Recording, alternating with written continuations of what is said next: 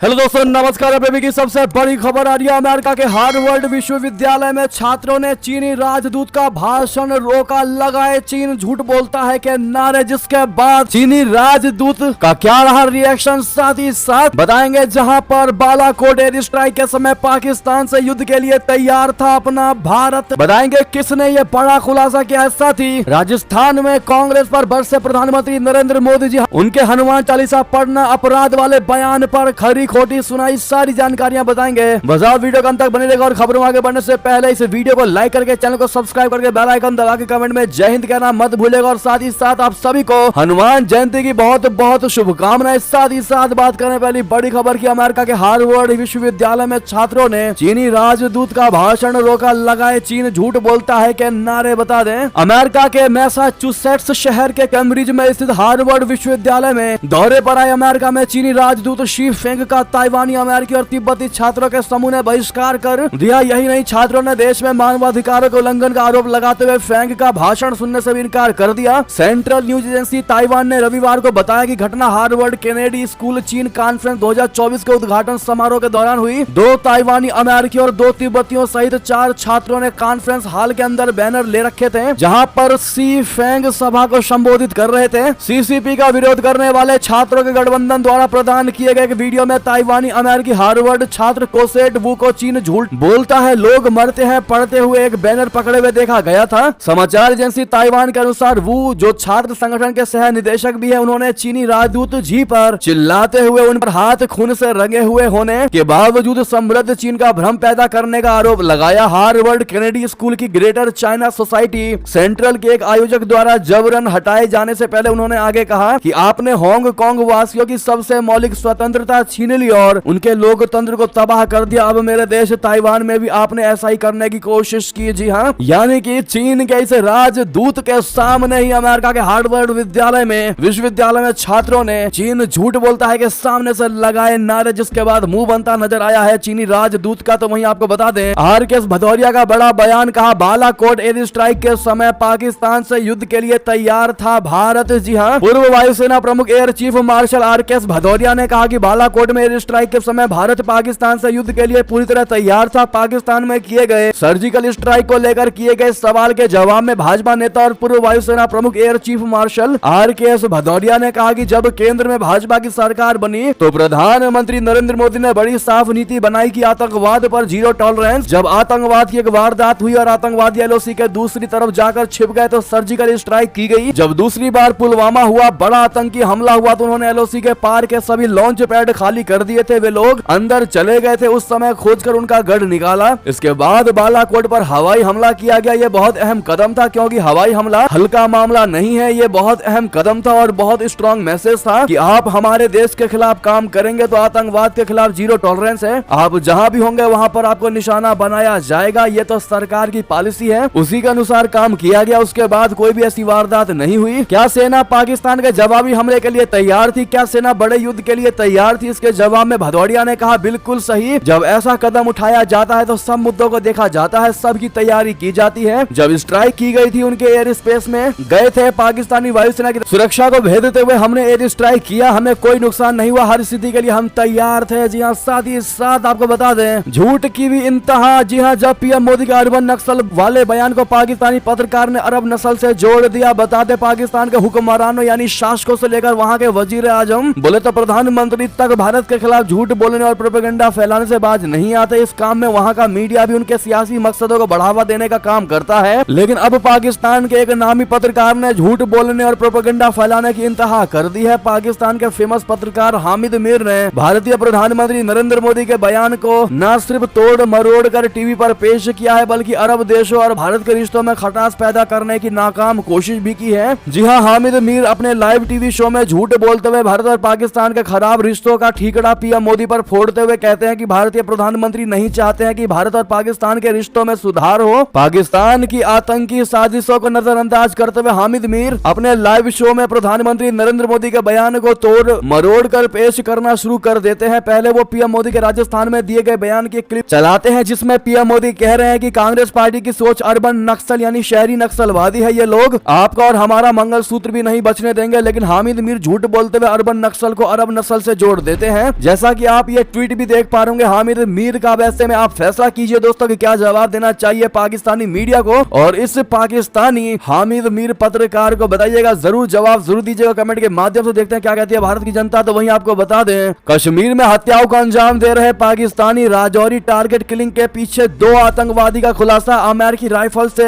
भुना। जी हां, आगामी लोकसभा चुनाव से पहले केंद्र शासित प्रदेश जम्मू कश्मीर में पिछले कुछ दिनों में हुई टारगेट किलिंग से हड़कंप मच गया। जम्मू कश्मीर के राजौरी जिले में सोमवार रात को आतंकवादियों ने एक व्यक्ति की गोली मारकर हत्या कर दी। ये घटना तब घटी जब मृतक अब्दुल रज्जाक थाना मंडी पुलिस थाना क्षेत्र के अंतर्गत अपने गांव कुंडा टॉप में घर के पास एक मस्जिद से बाहर आया था। पुलिस का कहना है कि इस टारगेट किलिंग के पीछे 2 पाकिस्तानी आतंकवादियों का हाथ है। आतंकवादियों ने करीब से गोली चलाई। पुलिस ने कहा कि आतंकवाद विरोधी कानूनों के तहत मामला दर्ज किया गया है। समाज कल्याण विभाग के कर्मचारी मोहम्मद रज्जाक को जिले के शाहदरा शरीफ में उनके घर के बाहर गोली मार दी गई। अधिकारियों ने कहा कि रज्जाक का भाई क्षेत्रीय सेना में सिपाही है। जब आतंकवादियों ने गोलीबारी की तो उनका भाई भी उनके साथ था। उन्होंने उसका अपहरण करने की कोशिश की लेकिन वो सुरक्षित भागने में सफल रहा। पुलिस के मुताबिक आतंकियों ने हमले में अमेरिका में बनी M4 राइफल और पिस्तौल का इस्तेमाल किया था। जी हां, तो वहीं आपको बता दें, सेना पर सबसे ज्यादा खर्च करने के मामले में दुनिया का चौथा देश बन गया अपना भारत। सिप्री की रिपोर्ट में बहुत बड़ा दावा। सबसे पहले आपको बता दें, भारत वर्ष 2023 में अपनी सेना पर सबसे ज्यादा खर्च करने वालों की लिस्ट में दुनिया का चौथा बड़ा देश है। इसकी जानकारी Stockholm international peace research institute यानी सिप्री की रिपोर्ट में सामने आई है। रिपोर्ट में कहा गया है कि चीन के बढ़ते सैन्य खर्च और क्षेत्र में बढ़ते तनाव ने पड़ोसी मुल्कों के भी खर्च को बढ़ा दिया है। जापान और ताइवान ने अपने सैन्य बजट में 11% का इजाफा किया है। रिपोर्ट के अनुसार 2022 के मुकाबले भारत ने अपनी सेना पर 4.2% अधिक खर्च किया। पहले नंबर पर अमेरिका है। इंटरनेशनल थिंक टैंक सिप्री के अनुसार 2023 में अपनी सेना पर सबसे ज्यादा अमेरिका ने खर्च किया है। दूसरे नंबर पर चीन और तीसरे स्थान पर रशिया है। भारत का नाम चौथे पायदान पर है। जी हाँ, भारत ने साल 2022 में सेना पर खर्च करने वाले देशों की लिस्ट में चौथे स्थान पर था। भारत ने पिछले साल 2023 में 83.6 बिलियन अमेरिकी डॉलर खर्च किया था। साथ ही साथ बता दें, चीन के दुश्मन को ब्रह्मोस की चौथी खेप की आज डिलीवरी करेगा अपना भारत। डिफेंस एक्सपोर्ट में लंबी छलांग। जी हाँ, दक्षिण चीन सागर में चीन को काउंटर करने के लिए भारत लगातार उसके दुश्मन फिलीपींस को ब्रह्मोस मिसाइलों की डिलीवरी दे रहा है और अभी तक ब्रह्मोस मिसाइलों की 3 खेप मनाली पहुंचाई जा चुकी है। वहीं दक्षिण चीन सागर में चीनी दावों के कारण बढ़ते तनाव के बीच भारत आज ब्रह्मोस सुपरसोनिक क्रूज मिसाइलों के जमीनी वेरिएंट की चौथी बैटरी फिलीपींस भेजने जा रहा है। ब्रह्मोस मिसाइलों की 3 बैटरी पहले ही दक्षिण चीन सागर में चीन को करारा जवाब देने वाले फिलीपींस को सौंप दी गई है, जिसके लिए साल 2022 में भारत और फिलीपींस के बीच $375 मिलियन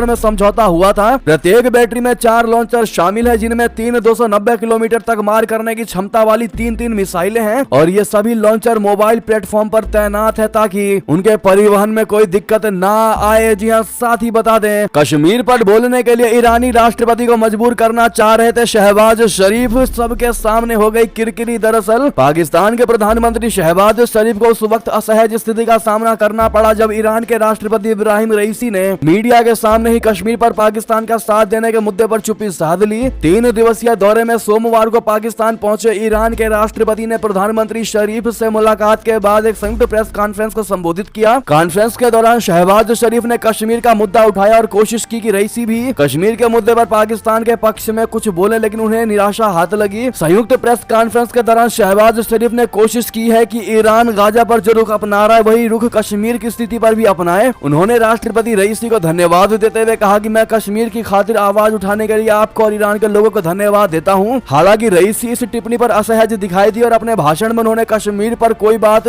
करने से परहेज किया। रईसी ने कश्मीर का जिक्र करने के बजाय फलस्तीन का जिक्र किया और कहा कि ईरान लोगों के उत्पीड़न के खिलाफ लड़ने वालों, खासकर फलस्तीनी लोगों के लिए लड़ने वालों के साथ खड़ा है। ऐसे में पूरी दुनिया ने देखा कि शहबाज शरीफ आगे आगे चलते नजर आए कश्मीर के मुद्दे पर, जबकि इब्राहिम रईसी ने कश्मीर पर कोई बयान दिया ही नहीं और शहबाज सोच रहे थे कि दुनिया को वो दिखाएंगे कि ईरान भी कश्मीर के मुद्दे पर पाकिस्तान के साथ खड़ा है। ऐसे में पूरी दुनिया में जिस प्रकार से शहबाज शरीफ की किरकिरी हुई है उससे कोई देश खुश होना हो, लेकिन भारत बहुत खुश है। आप लोग क्या कहेंगे दोस्तों, अपनी राय अवश्य दीजिएगा। तो वहीं आपको ये भी बता दें, ईरानी राष्ट्रपति रईसी का स्वागत पड़ गया भारी। पाकिस्तान को अमेरिका की धमकी, कहा कि जो भी देश ईरान के साथ व्यापार को बढ़ावा देगा उनको अमेरिकी प्रतिबंधों के लिए तैयार रहना होगा। होगा। जी हाँ, पाकिस्तान को ईरानी राष्ट्रपति का ग्रैंड स्वागत महंगा पड़ता दिखाई दे रहा है। अब बीच में एक बार फिर अमेरिका आ गया है। हाल ही में अमेरिका ने पाकिस्तान की बैलिस्टिक मिसाइल प्रोजेक्ट पर प्रतिबंध लगाया था। अब एक बार फिर प्रतिबंधों की धमकी दी है। अमेरिका ने कहा कि जो भी देश ईरान के साथ व्यापार को बढ़ावा देंगे उनको अमेरिकी प्रतिबंधों के लिए तैयार रहना ही होगा। अमेरिका ने कहा कि इजराइल के खिलाफ ईरानी हमले को लेकर अमेरिका ने पहले ही ईरान पर कई तरह के प्रतिबंध लगाए हैं। अब ऐसे में पाकिस्तान इस मुद्दे पर धोबी के डॉग की हालत में बने हुए हैं। इधर ना वो ईरान के साथ प्रोजेक्ट पर काम करवा सकते हैं और ना ही अमेरिका से दुश्मनी बैर ले सकते हैं। बहरहाल पाकिस्तान के लिए आगे कुआं तो पीछे खाई वाला हिसाब किताब है। इस पर आपकी जो भी राय हो कमेंट में लिखकर अवश्य बताएगा। तो वहीं आपको बता दें, रशिया के दरवाजे पर परमाणु बम तैनात करेगा नाटो। यूक्रेन के पड़ोसी पोलैंड ने दिया प्रस्ताव। बढ़ गई टेंशन में आ गए पुतिन। जी हाँ, यूक्रेन युद्ध के बीच रशिया के पड़ोस में परमाणु बम तैनात किया जा सकता है। नाटो सदस्य देश पोलैंड ने ऐलान किया है कि वो अपने देश में परमाणु बम तैनात करने के लिए तैयार है। अगर पोलैंड में परमाणु बम तैनात किए जाते हैं तो इससे नाटो और रशिया के बीच तनाव परमाणु स्तर तक पहुंच सकता है। पोलैंड के राष्ट्रपति अंद्रेज डूडा ने कहा कि अगर नाटो देश कहते हैं तो पोलैंड परमाणु हथियारों को तैनात करेगा। रशिया के साथ चल रहे तनाव के बीच नाटो देश चाहते हैं कि किसी देश में परमाणु हथियार तैनात किए जाएं और पुतिन के कदम से पैदा खतरों का मुकाबला किया जा सके। पोलैंड ने यह बयान ऐसे समय पर दिया है जब पुतिन ने बेलारूस और कालिनग्राड में अपने सेना को बड़े पैमाने पर मजबूत किया है। रशिया ने बेलारूस में परमाणु बम भी तैनात किए हैं। ऐसे में नाटो उस देश की तलाश कर रहे थे जो रशिया का पड़ोसी हो और नाटो में शामिल हो और उन्हीं के देश में परमाणु हथियारों को तैनात किया जाए ताकि रशिया पर कभी भी आक्रमण हो सके। साथ ही साथ बता दें, हमलों से परेशान खैबर पख्तूनख्वा के चीफ मिनिस्टर शहबाज सरकार के खिलाफ जाकर आतंकवादियों से बात करने को तैयार। जी हाँ, पाकिस्तान में आतंकवादियों का आतंक तेजी से बढ़ता जा रहा है। आए दिन हमले होते रहते हैं। भारत का पड़ोसी मुल्क प्रतिबंधित पाकिस्तानी तालिबान के साथ सार्थक बातचीत न करने की अपनी इस नीति पर डटा हुआ है। हालांकि इस बीच खैबर पख्तूनख्वा प्रांत के मुख्यमंत्री अली अमीन गंडापुर का रुख कुछ और ही देखने को मिला। उन्होंने क्षेत्र में शांति बनाए रखने के लिए खूंखार आतंकवादी समूह के साथ बातचीत करने का आह्वान किया है। साथ ही चीन के हथियार फिर निकले फिसड्डी। ईरान की इजराइल पर दागी गई 50% मिसाइलें निकली खराब। बता दें, ईरान इजराइल युद्ध के दौरान चीन के हथियारों की पोल खुल गई। ईरान ने इजराइल पर ऊपर जितनी भी मिसाइलें दागी थी उनमें से 50% लॉन्च होने और लक्ष्य तक पहुंचने में विफल ही रही। अब पूरी दुनिया को पता चल चुका है कि चाइना की रक्षा तकनीक कितनी फिसड्डी है। आखिर चाइना का माल तो चाइना का ही होगा ना। पूरा भारत ये बात जानता है। दरअसल इस फान के पास ईरान में सबसे बड़ी मिसाइल फैक्ट्री चीन की मदद से बनाई गई थी। चीन ने तेहरान में एक बैलिस्टिक मिसाइल प्लांट और परीक्षण रेंज बनाने में भी ईरान की मदद की। अब चीन की मदद से ये बनी मिसाइलें चल ही नहीं पाई। इतनी मेहनत के साथ, इतने दिनों की प्लानिंग के साथ ईरान ने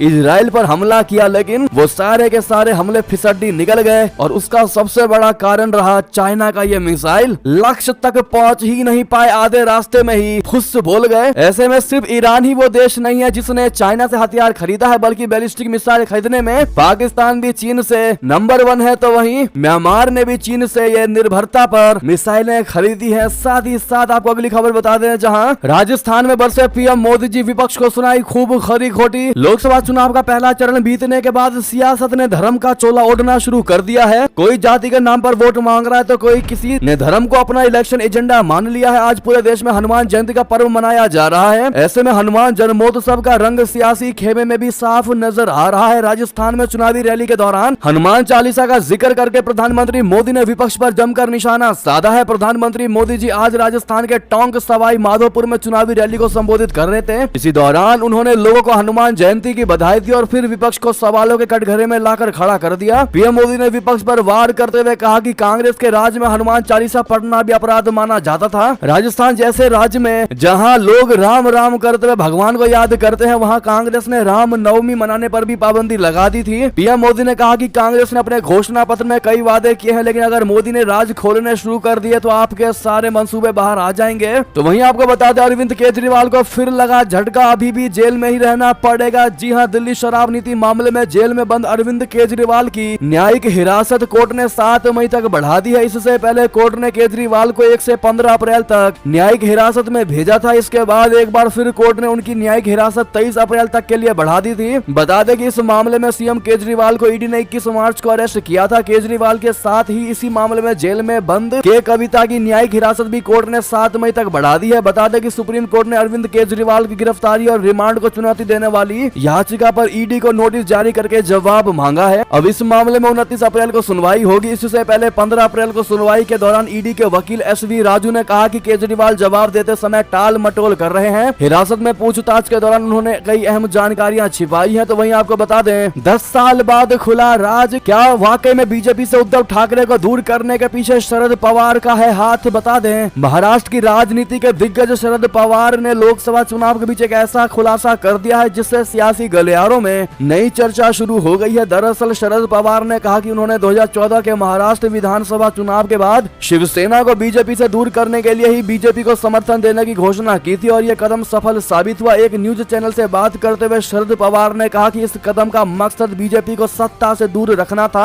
2014 में बीजेपी के साथ पर्दे के पीछे संबंधों की अटकलों पर शरद पवार ने कहा कि बीजेपी के साथ जाने का मेरा कोई भी प्लान नहीं था। मैं 2014 के विधानसभा चुनाव के बाद उन्हें सत्ता से दूर रखना चाहता था। मैंने सिर्फ बीजेपी को एनसीपी का समर्थन देने की घोषणा की थी, लेकिन हकीकत में ऐसा नहीं किया था। अब ऐसे में दोस्तों इसी बीच ये थी अभी की सारी बड़ी खबरें। आपको हमारी खबर कैसी लगी? आशा करते हैं बहुत अच्छी लगी होगी। थोड़ी भी अच्छी लगी तो इस वीडियो को शेयर करना मत भूलिएगा दोस्तों और भाइयों बहनों में। साथ ही साथ वीडियो को लाइक करके चैनल को सब्सक्राइब करके बेल आइकन दबा के कमेंट में जय हिंद अवश्य कहिएगा। मिलते हैं अगली बड़ी खबर में। बहुत बहुत धन्यवाद।